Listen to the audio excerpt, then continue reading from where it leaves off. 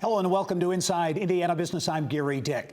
Well, Indiana currently has 3 ports, 2 along the Ohio River in Jeffersonville and Mount Vernon, and 1 on Lake Michigan at Burns Harbor. Now, last year, the 3 facilities handled some 12.3 million tons of cargo, including coal, steel, grain, ethanol, and lots more. That's the second highest amount in history. It's estimated that Indiana's port system generates nearly $8 billion of economic impact, responsible for nearly 60,000 jobs. I'm pleased to welcome to the show this week Ports of Indiana CEO Vanta Coda. Welcome him back to the show with more on momentum at the ports and the possibility of that 4th port as well. It's been talked about for a while. And Vanta, thanks very much for joining us. Gary, thank you for having me.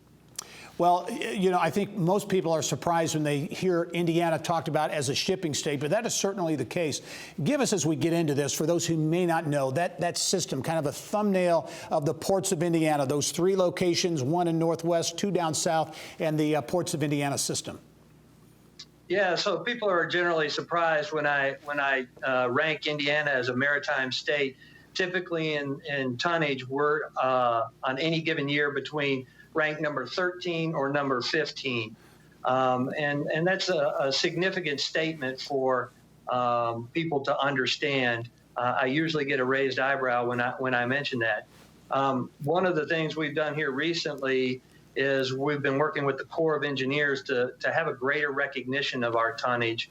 And we've submitted to them a proposal that would have the northern portion along Lake Michigan, and then the southern portion outlined as a maritime district, which would be more fully visible within the federal government, which I think will have great impact to future reporting for us. Yeah, we'll talk about the economic impact, which is substantial in a moment.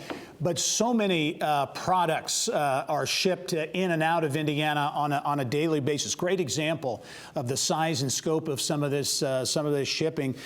This year, the ports of Indiana, Burns Harbor, Northwest Indiana, and Lake Michigan handled a huge shipment, a $1 billion power plant being built in Michigan. It kind of ties in with the 50th anniversary there.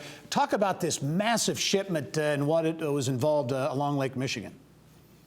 Yeah, so water is the most economical means of transport, and handling large project cargo is certainly an expertise of our handlers up in Burns Harbor. This likely will be one of our largest project cargo years, driven in large part by this power plant. So really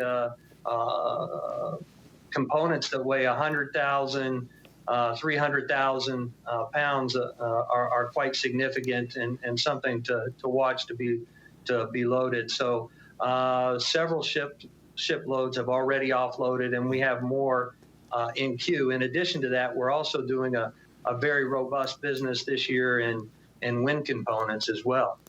The economic impact, I mentioned, $8 billion, the estimate, 60,000 jobs tied to the ports of Indiana. But obviously, the ports, like all businesses, all industries, impacted by the COVID-19 pandemic. What's the impact been on the ports?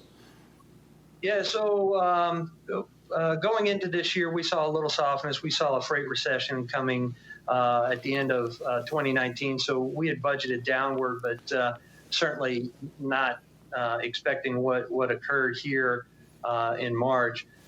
So really, it's taking us down to really 2014 levels. So we're expecting to finish somewhere from a tonnage perspective around 30% down from that 2019 number. Yeah.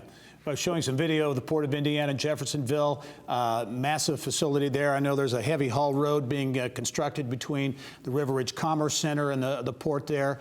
But there's been a lot of talk, and certainly then Governor Mike Pence announced the intent to build a 4th port near Lawrenceburg. Can you give us an update? I know it's taken probably a lot longer than a lot of people would have liked who support the idea. Where does the whole idea of a 4th port right now stand?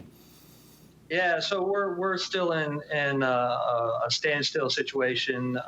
There's a lot to still happen down there. Really, no news to report is in regard to the 4th port. Okay, give us 30 seconds left, Vanta, but as you look at the future post-pandemic, get out of the pandemic era, if you will, what do you see as the future, the potential for the ports of Indiana? Yeah, so we're built to be long-term. We think in 50-year increments, and we're definitely a buyer of Indiana. We're investing in infrastructure to further utilize for our customers and to attract more customers. So we're still the crossroads of America. So our future is bright coming out of this.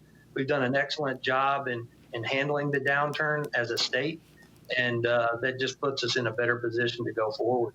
All right. Vanta Coda is a Chief Executive Officer of the Ports of Indiana. A lot going on in a state that grows things, moves things, and makes things. Vanta, thanks as always, and we look forward to seeing you soon. Yes, thank you so much. All right.